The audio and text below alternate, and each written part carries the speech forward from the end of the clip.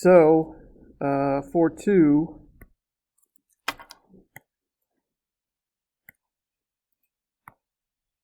so we're talking about 4.2 absolute min and max.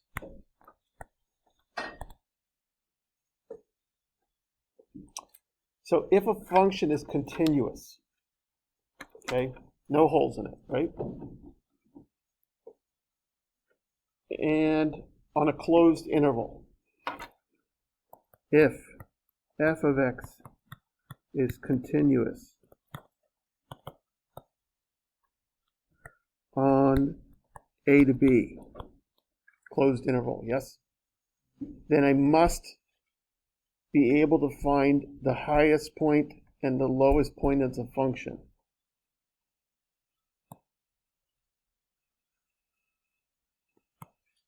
Then the absolute min and max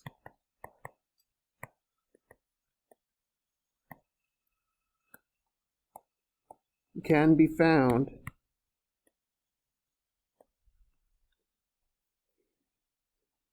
at f of a, f of b, or f prime of c, where c is a critical value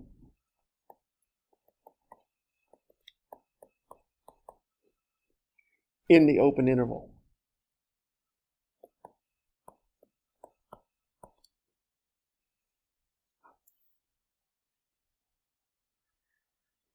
So if I imagine I have a continuous function, meaning I can find the value of the function everywhere, right?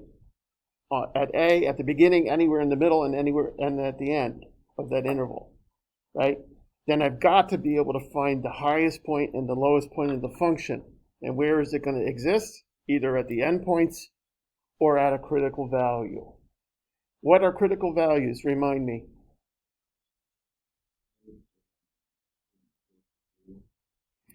Say again, where what is 0? The derivative is 0. The derivative is 0, or the derivative is undefined. What does that come down to? Where the numerator is 0 or the denominator is 0. Okay?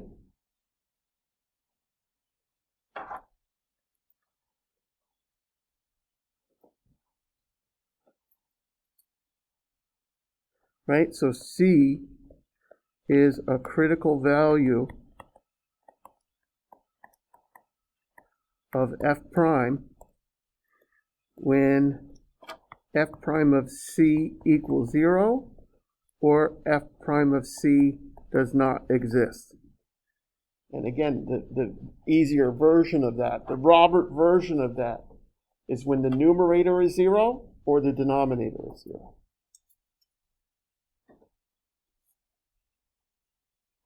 Now, I'm not going to prove this theorem, okay? But what I will do is I'll show you examples. I'll remove one of the criteria and show you it doesn't work. If I remove what could I remove from this theorem? What could I remove from this theorem to show it doesn't work? What are my demands that I have? A continuous function, right? Continuous function, I must have a continuous function, and I must have a closed interval. If I remove either of those two things, I can show you that I won't have an absolute min and max, okay? Before I do that, let's look at a couple that obviously will give me an absolute min and max, okay? Claire, don't let me go too fast. What do you need? You're good. Okay. Everybody okay? So I want to draw a couple of graphs really quick here to show you that I would get an absolute min and max, okay? So, for example, let's just say this particular function, right? So from 0 to 1.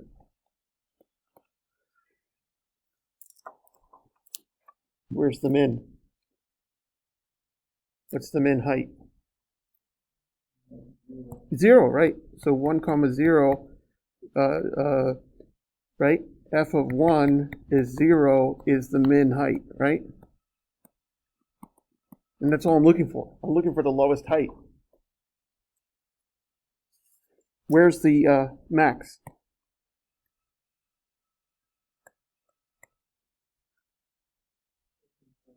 Yep. And we know f prime of 0.5 is what?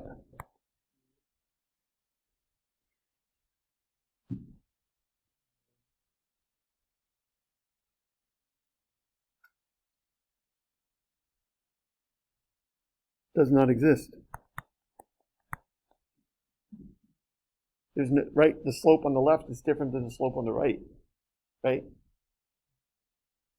So it's going to be a critical value, and that's my max.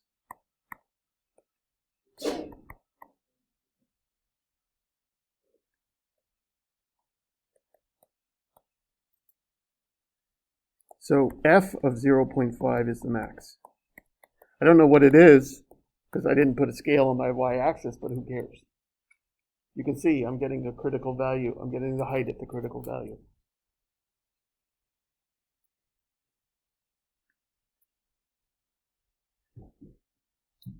Well, let's take off the continuity piece, right?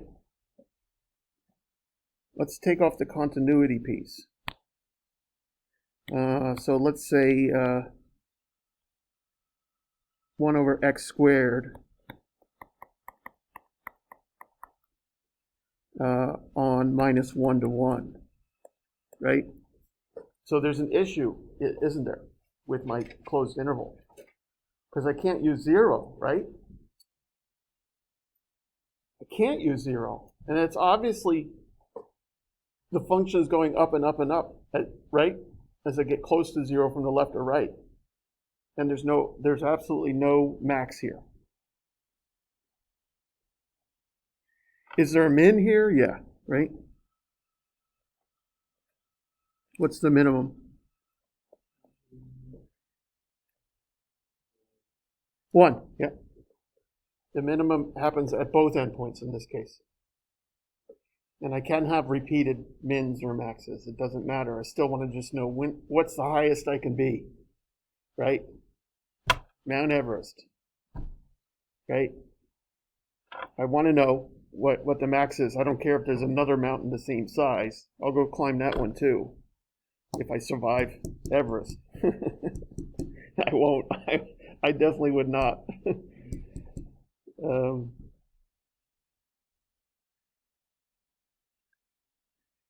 If I remove the interval, it's pretty obvious too, right? So like I say, square root of x from open 0 to 4.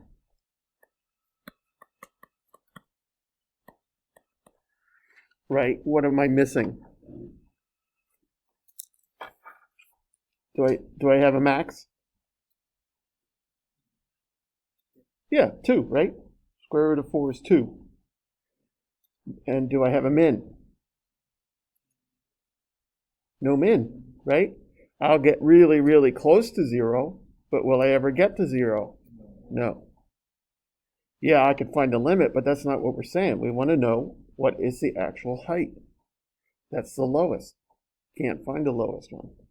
So if I remove continuity or I remove the open interval, the closed interval, I fail. Right? So, I mean, it's only 2 examples, but it kind of should make sense. But let's go for a problem, right? So this will be the first quiz that you have, all right? So we're thinking in not this week, not next week, the week after, we'll have a quiz on 4.2, absolute min and max.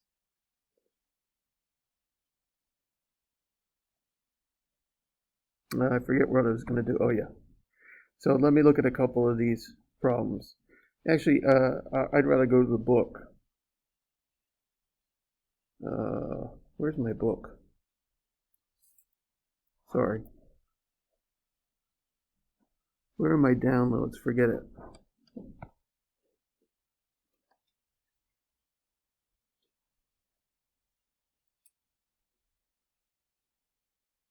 Oh, I don't need it. I'll just do it. I'll just do a couple of my favorite problems. So I like something like f of x equals x square roots of 1 minus x squared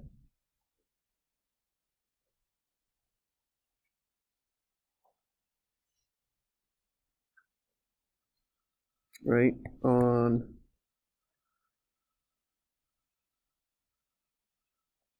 0 to 1, let's say.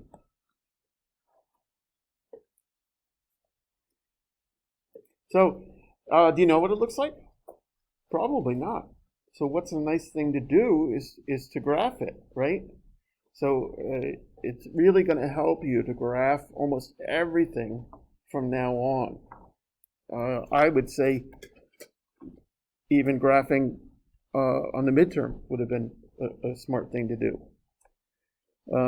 It kind of will give you hints at, do you get the derivative right? So let's take a look at this graph. And of course, when you're practicing at home, you want to practice with Desmos and with the calculator, because when you come to school, when you take the test, you only have your calculator, right? But Desmos will give you a better picture. So you want to get used to use Desmos because it looks better, and then use your calculator and get used to the change, right? Y equals x square roots of 1 minus x squared.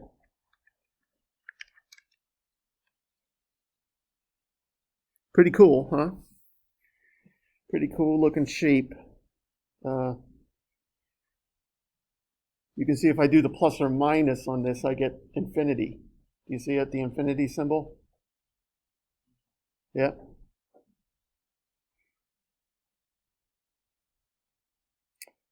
So,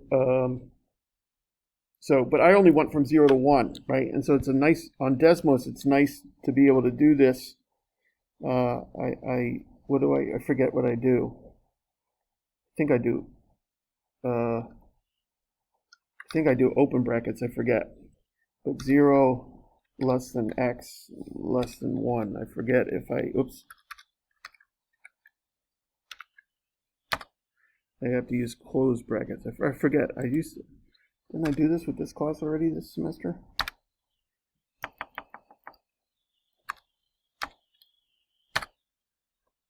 Why can't I remember? Maybe I don't need that at all.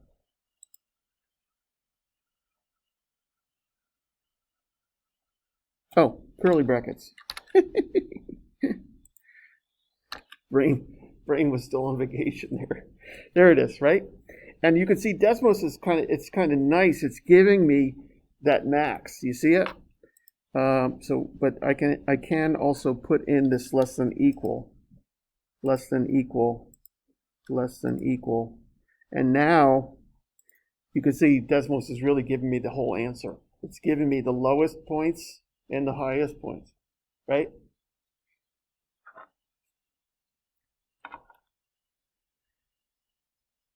Nice. So we got a pretty good picture, right, of what's going on here.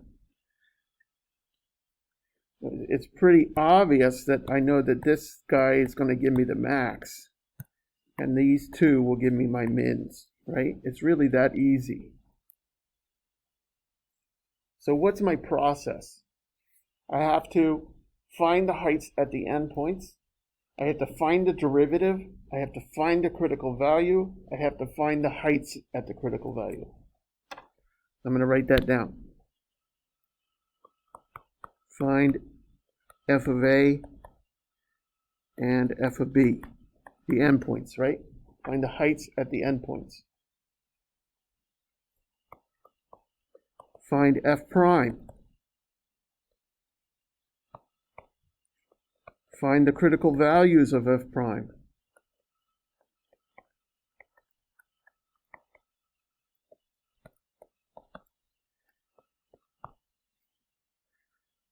find the heights at the critical values.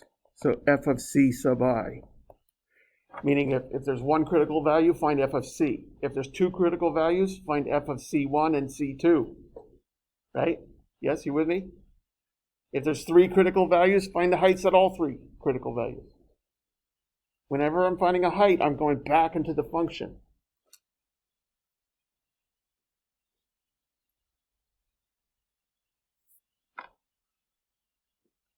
Okay, so what do we get? What's f of 0?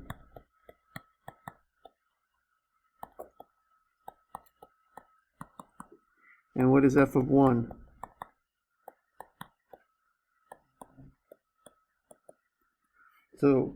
So could be a min, could be a max. I don't know yet, but I know I have the same height. I already know from my graph they're the mins, right? So you can really cheat these problems. You could know you have a min at the endpoint just by looking at the graph. C sub I. So C sub 1, C sub 2, C sub 3. As many critical values as you have.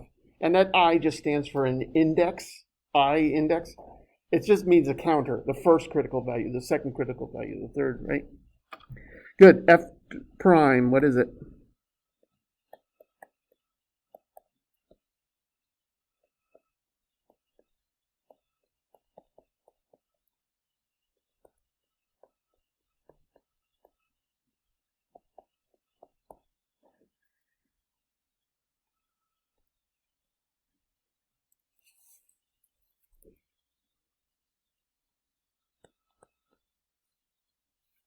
Right? Product rule? Yes?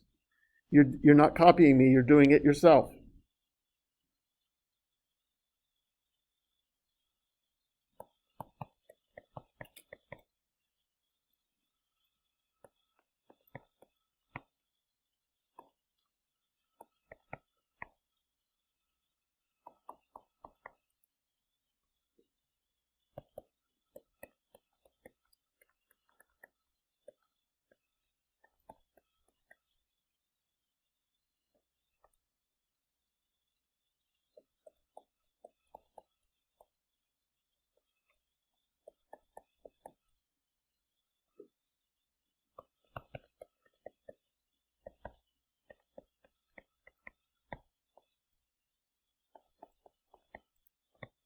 Anybody else get there yet?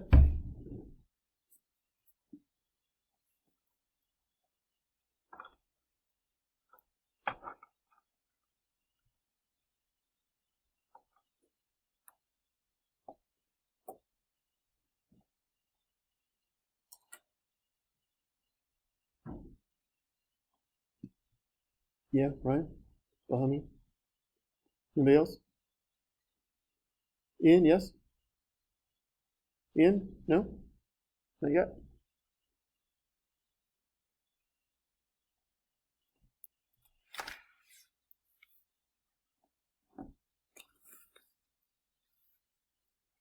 Diego, yeah? You got it? Nice.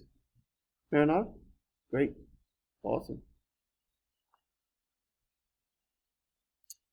Do you notice I have critical values in the numerator and the denominator? Yes, do you notice? But I already know that the denominator is not going to do anything for me, right? Look at my graph. How do I know it's going to be the numerator that's going to give me what I want?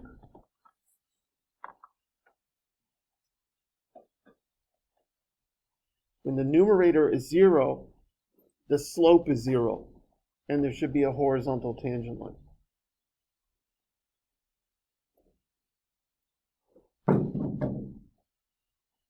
Yes? So notice my critical values here. And I guess I should really say in my checklist, in open AB, I don't care about the endpoints anymore. And so notice my critical values are downstairs, right? So f prime of x does not exist at x equal plus or minus 1, right? That's when the downstairs is 0. But negative 1 is not in my interval. Positive 1 is the endpoint, right? And notice that plus and minus 1 does not belong to 0, 1, right? Remember, I want it in my open interval. The negative 1 is way outside.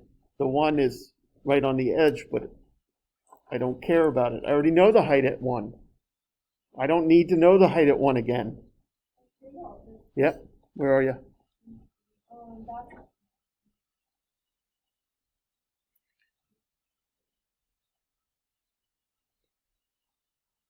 So those are not needed. They are critical values, but they do me no good, right? What about the numerator? F prime of x equals 0 gives me what? 1 minus 2x squared equals 0, or x squared equals 1/2, or what? X equals plus or minus square root of 1/2, and that's our old buddy rad 2 over 2, right? But I don't need the negative one, right? So negative rad 2 over 2 does not belong to 0, 1, but rad 2 over 2 belongs to 0, 1, and that's my critical value.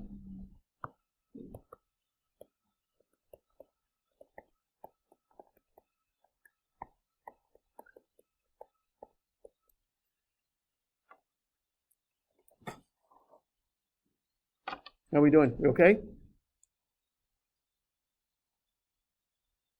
Anybody okay? One student's okay, that's it? 2, 3? Okay? Yeah, all right. We are people, we talk to each other. We communicate. What do I have to do? What's left on my checklist? Find the height of this critical value, right? So I have to find f of rad 2 over 2, right? That is rad 2 over 2 times the square root of 1 minus rad 2 over 2 quantity squared. That's rad 2 over 2 times square root of 1/2, right? Rad 2 over 2 is, remember, I took a square root of 1/2, right? So if I square it, I get back to 1/2. So 1 minus 1/2. So this is what? Rad 2 over 2, and then times 1 over rad 2. Oh, 1/2. Nice. That's bigger than 0. So I got a max. The highest one is my max. The lowest one is my min. So I want to do a couple of things. I want to write the conclusion, and I want to graph to make sure, right? Let's do the graph first. So I had 0, 0. Boom. 1, 0. Boom. Rad 2 over 2, squirt 2 divided by 2, comma, 1/2. Boom. Awesome. Easy.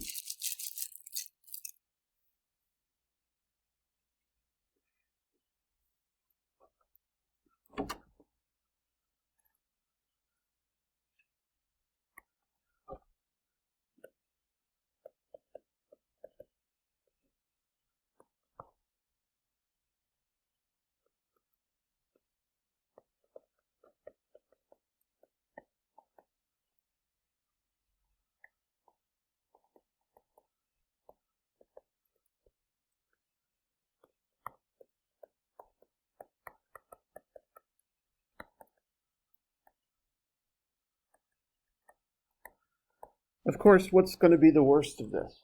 What could you imagine would be hard to find the critical values?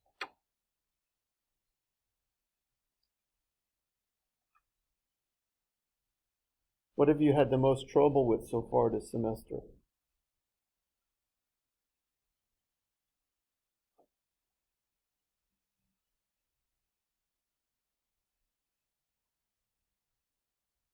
If you first don't succeed, triangle, triangle again. The trig, right? I'm going to give you some trig. I'm going to ask for critical values of the trig, right? It's never going away. You can't hide from this stuff. It will not go away. You have to know how to do everything. If you skip trig somehow, I don't know how the hell all of you skip trig. Almost half of you skip trig. How? I have no idea. Obviously, there's a flaw in our system. You should not be allowed to skip trig. Take the Khan Academy trig course. 4 hours of your life, maybe 10. If you don't have your trig down for Calc 2, you will never get through Calc 2.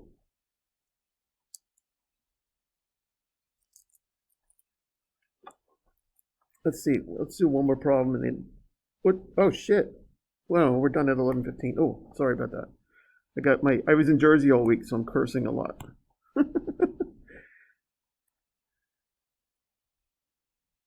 Let's do another one. This is a pretty easy section. Oops.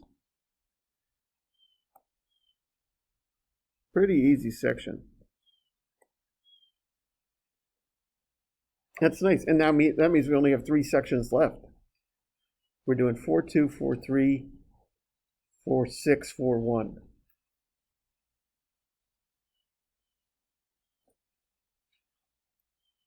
Let's find a trig one. Oh, here we go. 2 cos of theta plus sine squared of theta on 0 to 2 pi.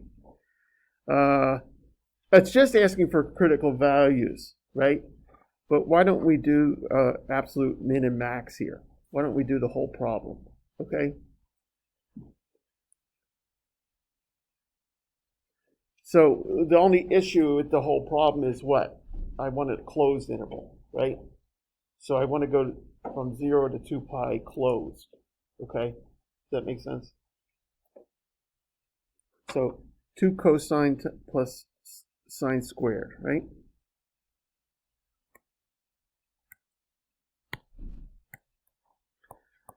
Find the abs, min and max on close 0 to 2 pi for f of x equal 2 cos of x. I forget what it was. Doesn't matter. Plus sine squared x.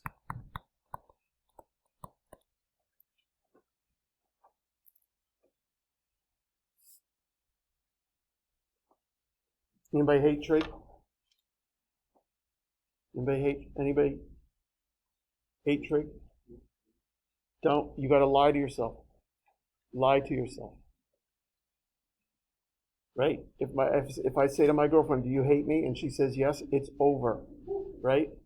But if she lies to me, maybe she'll start to like me again.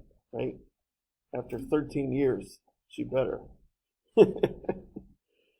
So you can't hate it. You got, right?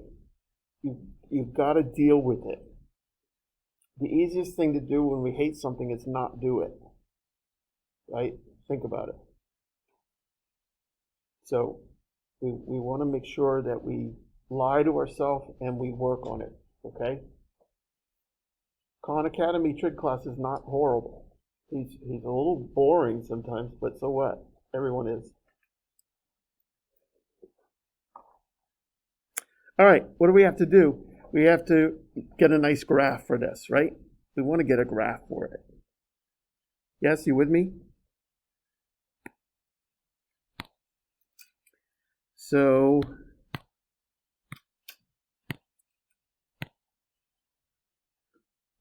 we're going to do something similar here. So let me go 0 and then 2 times pi. Pi gives me a pi. And then my function is 2 times cos of x plus sine squared x.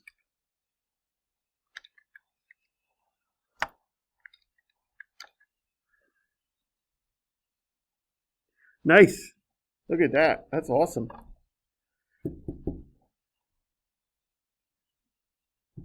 It looks just like a cosine function, doesn't it? It is. It's a funny thing about when you're adding these trigs together, often they can be simplified, right? It sure looks an awful lot like the cosine function. In fact, the two times the cosine function, right? So it looks like I'm going to get my max at 2 at both endpoints. It's a coincidence that we've done 2 problems and we've had a repeat at the endpoints, by the way. And we're going to get a min at the critical value of pi. Do you see it? Exactly halfway between.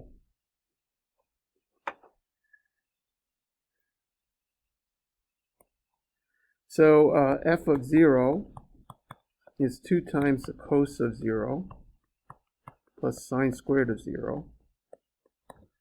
And that's 2 times 1 plus 0 squared. So 2, right? And we know that's the max already. 2 pi is the same, right? 2 pi and 0 are the same, right? So I don't really have to do that calculation over. Right? 0 to 2 pi is the same as 0, right? Derivative, help me.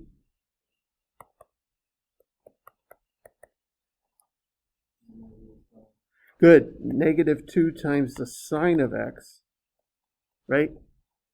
Derivative cosine is negative sine. The 2 goes for the ride, right? Plus 2 times the sine of x times cos of x. Nice. It looks like I can factor out a 2 and a sine x. So I'm going to factor out 2 sine x. And what's left over? Cos x minus 1. I switched sides, right? I switched my terms, yeah? Well, this means sine x equals 0 or cos x equals 1, right? Well, when does sine x equal 0?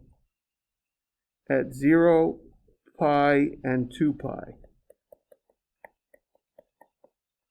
But I already have 0 and 2 pi done. I know the heights there. I don't know the height at pi, right? Yeah? So this is probably obvious, but how did you get from, when you were finding the derivative, the second present derivative? Sure. So this, exactly. So when I think of y equals sine squared x, right? I really am thinking of the sine of x all squared, so I can really see that outside function. So what's the derivative of a square function? It's 2x. So there's my 2 times the sine, and now what's the derivative of the inside? Derivative of sine is, yep. So x equals pi is the critical value. Right? Because when does cosine equal 1? At 0 and 2 pi, right? So, but those are my endpoints, so I don't need them. So x equals pi is the only critical value. That's needed, right? I found all the other critical values, right, on the closed interval, but I already know the heights at the endpoint, so I don't need to do them again. All I have to do now is find the function at pi, the height of the function at pi. So f of pi is 2 times the cos of pi, right, plus sine squared of pi, right? Well, sine of pi is already 0, we know that, and cos of pi is negative 1, right? So 2 times the negative 1 plus 0 squared, so negative 2. So obviously the max is at 2 and the min is at negative 2. Easy, right? I want the conclusion. I want a graph. want to put my points in, right?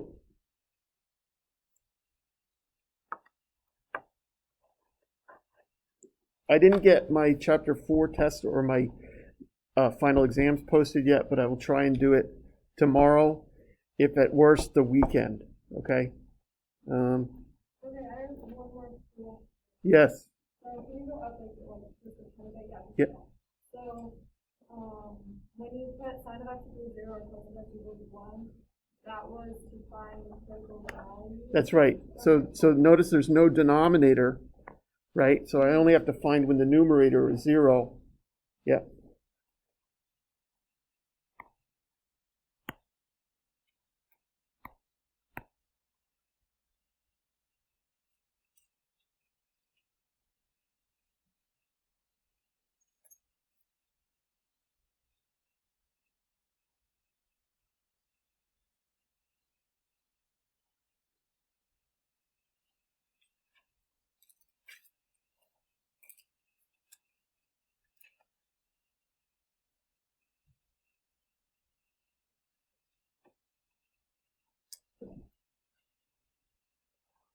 Now, there's lots of problems there for you to do. Do you want to do another, or what do you want to do? One more? 10? What do you think, 10 or 9? Well, we did one like 10 already, right? Let's do 9. X e to the minus x squared over 8 on negative 2 to 4.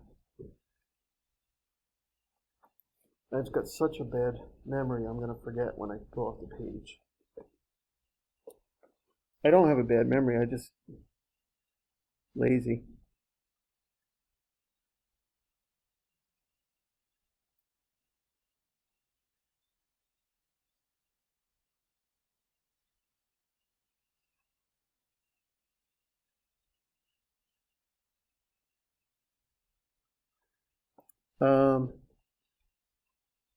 Where did I go yesterday? I rode my bike down to into DC, where all the cherry blossoms are. It's incredible. If you've never seen it in person, it's beautiful.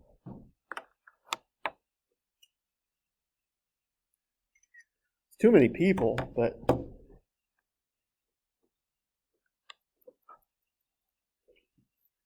it's a pretty special time. Oops. I'll get it later. Pretty special time down there.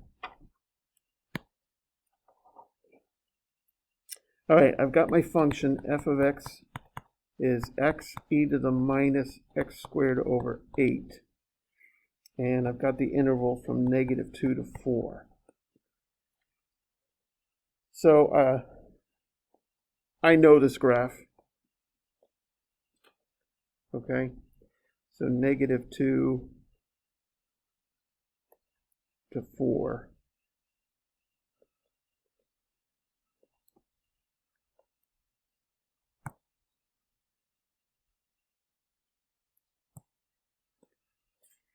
So I think I'm going to hit my low at negative 2 and my high at some critical value. Right? Do you see what I'm doing there? You agree with me there? Min and max, yep. That's this whole section. There might be some problems where they just say find the critical values. But I already did that on your midterm, so great. That should be no big deal. Didn't I? Did I ask for critical values? I think so. Right? So it's nice to graph this and verify. Anybody graph it yet?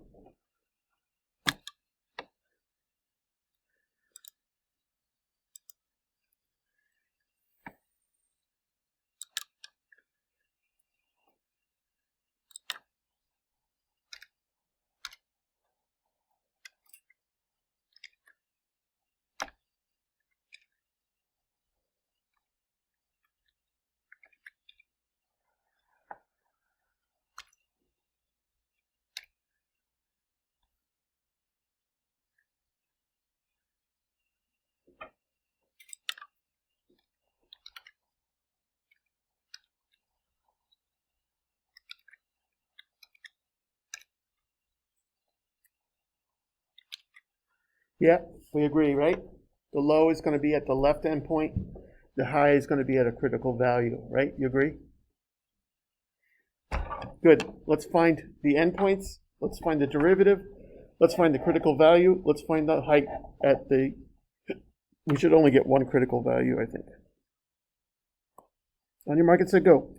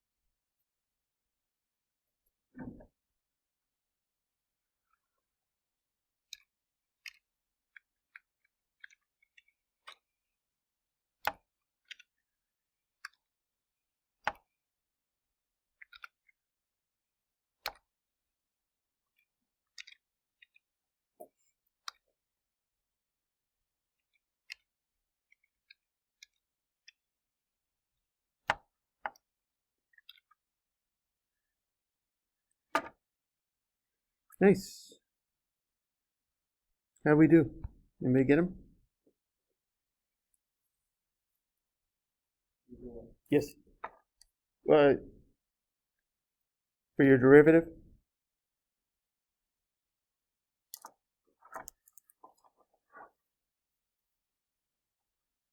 It's pretty easy, right?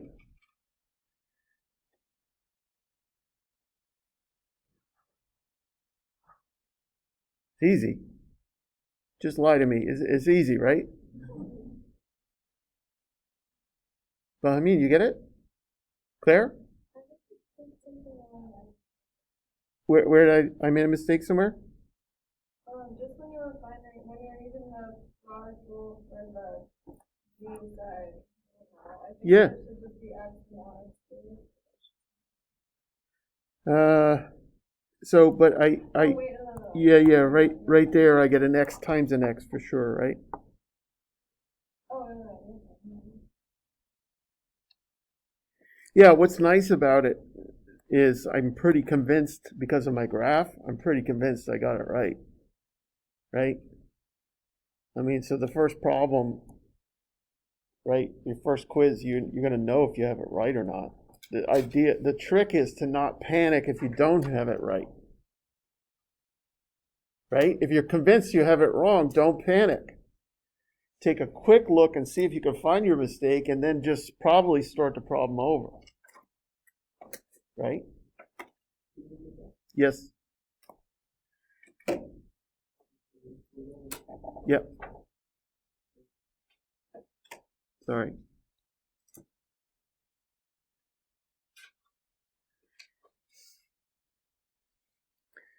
Now, I know that when I'm dividing, I've got two values here. One is negative, one is positive. So it's obviously which one is smaller, right? I certainly could use a decimal to verify, but I know if I'm dividing by e squared, right? If I'm dividing by e squared, that's a bigger denominator than square root of e, right? So I'm pretty convinced that this is still positive, but smaller, right? Because I'm dividing by a bigger number. But of course I can use decimals. But I'm really getting my answer from my graph, right? I know which one's the max, right? Yes. Yes. Yes. So my function is a product, right? F of x is x times e to the minus x squared over 8. So I'm doing my product loop. My first function is x, derivative is 1. Second function is e to the minus something. The derivative is e to that minus something times the derivative of the inside, right? So if I'm just saying y equals e to the minus x squared over 8, I need y prime equals derivative of the inside times the whole thing, the original thing. And that derivative of x squared is 2x, right? So I get y equals minus 2x over 8. Remember, the numbers just go for the ride. The negative goes for the ride. The 8 goes for the ride. Right? So I get negative x over 4 e to the minus x squared over 8. Yep. This is easy. We've done all this already. What do we add? What do we add to what we already know? Nothing. I found a derivative. I found a critical value. I plugged it in. I put the values into the function. I'm not doing anything different here. This is easy. Yes. Okay, when you were setting the derivative equal to 0, how did you know to only set that side equal to 0? Because, well, one, I know that e to the minus x squared over 8 is never 0. Oh, yeah. Right? But I could also just look at that graph. That's the bell curve guy. So it never hits a 0. Yep.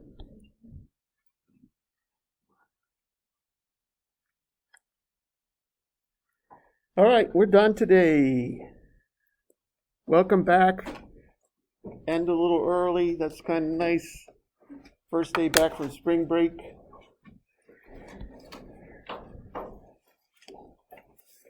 Work on your midterms. Look at my solutions. Look at where you made your mistakes. Figure out why you made your mistakes. Question? The project, the day of the final exam. You can give it to me early, I don't care. But when you come in for your final, if you don't have your project in, it'll be a 0. As you circled the sketch, did you mean that the sketch was not correct or? No, you didn't give me one at all, did you? Yeah. Oh, wait a minute. And how about this you said conclusion? Oh, but I didn't take anything off. Yeah. I probably circled this, and then I turned the page and I saw it, and go ahead. How about this conclusion? I want you to tell me, so this value for A and this value for B will make it, right? Look at mine, look at my solution, okay? Because I thought you wanted me to just write these, but I kept on Oh, writing. therefore, yes, and then I guess I would have wanted you to say it makes the function continuous. But that's all, maybe I owe you one there, okay? Here I also did this one behind it. Ah, Yeah. I kept on writing Oh, stuff behind okay, it. okay, I owe you one there. What? It's okay. It's okay. Just, I owe you one. here I'll just check over Yeah, here. okay, nice. I'll give you the points. I make mistakes. What's up? You all right? Yeah, I'm fine. I have one day in a couple weeks I'm not gonna be here. Okay. So I'm